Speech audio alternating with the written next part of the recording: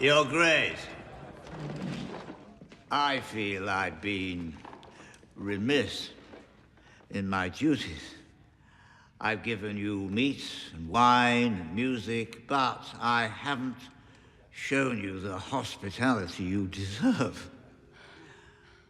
My king has married, and I owe my new queen a wedding gift.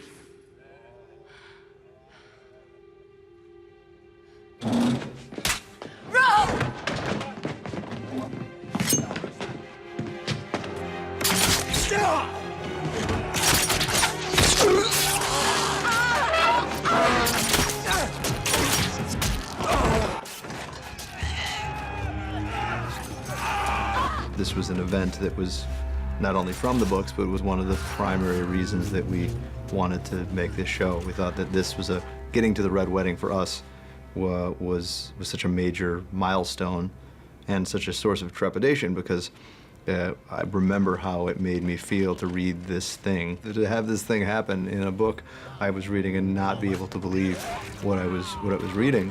And there was a tremendous responsibility there to do justice to it. I remember the experience in reading the book was kind of shock and horror, but then later, how did I not see that coming? Because, you know, all the clues are there, and certainly you knew that Robb was heading into a dangerous situation, but somehow your guard drops and you realize that Edmure, despite all his fears, he's not marrying some hideous Frey monster. He's actually marrying this beautiful young woman, and that turned out really well. And it looks like, hey, this might have a happy ending. And of course, it all starts to change when you hear the Rains of Castamere playing, and you think that's not right.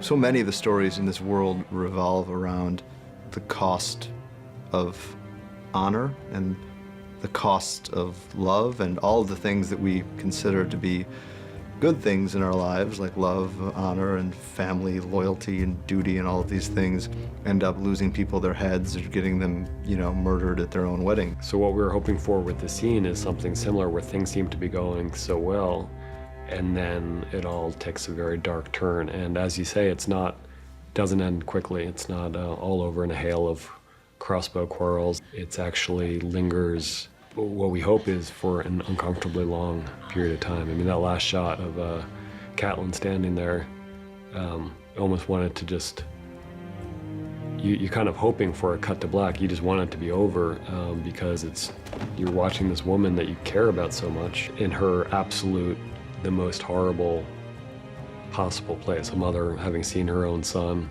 killed before her eyes, and having really nothing left to live for at that moment, you know, believing all her other sons are dead, and presumably her daughters are dead, or at least in the grips of the Lannisters, and it's just all, her husband has preceded her long before, and it's all over for her.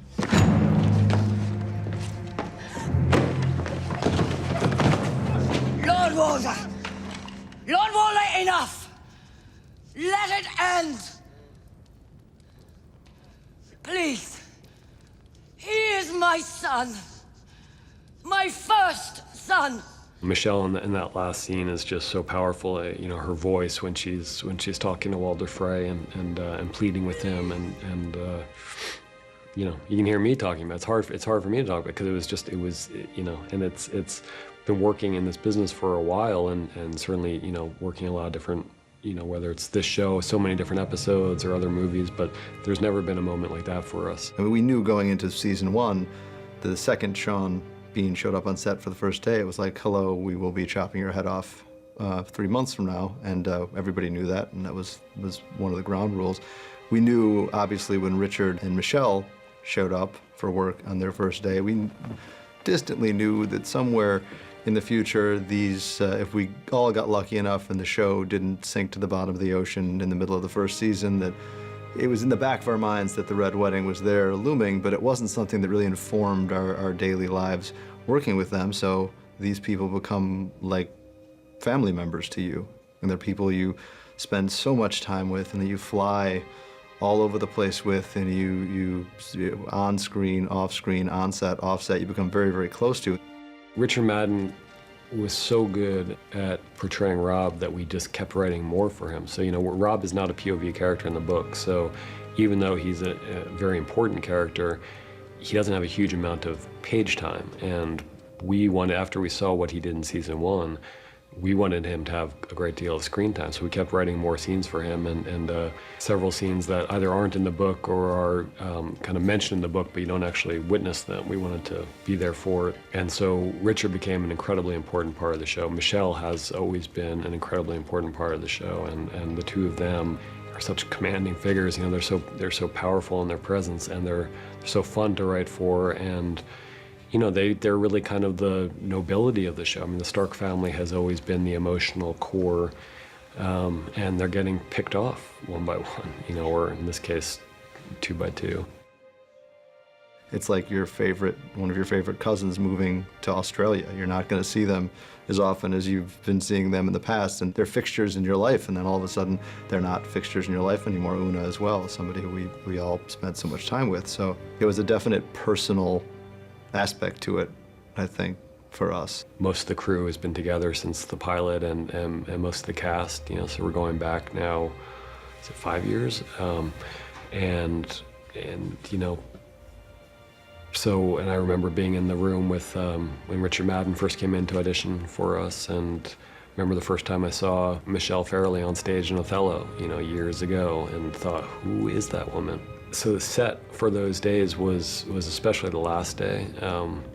It was just a very strange, there was a very strange atmosphere. You know, the people in Northern Ireland are tough, you know, the guys in our crew, the guys, the men and women, I'm saying guys in the kind of gender neutral way, but like it's a tough group. Like the Northern Irish are not wussies, and I've never seen so many tears.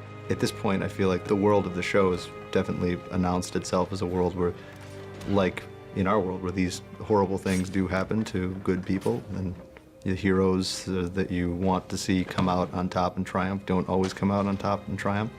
And I think that it's very much of a piece with the fabric of the show. This is more about the cost of love than the cost of honor. I remember a high school teacher once talking to me about tragedy being not good versus evil, but good versus good, and what you do when you're faced with two conflicting goods, and the good of love against the good of honor and keeping your word. And Rob made a choice there, and it's taken a while, but he ends up paying for that choice in the worst possible way in this scene.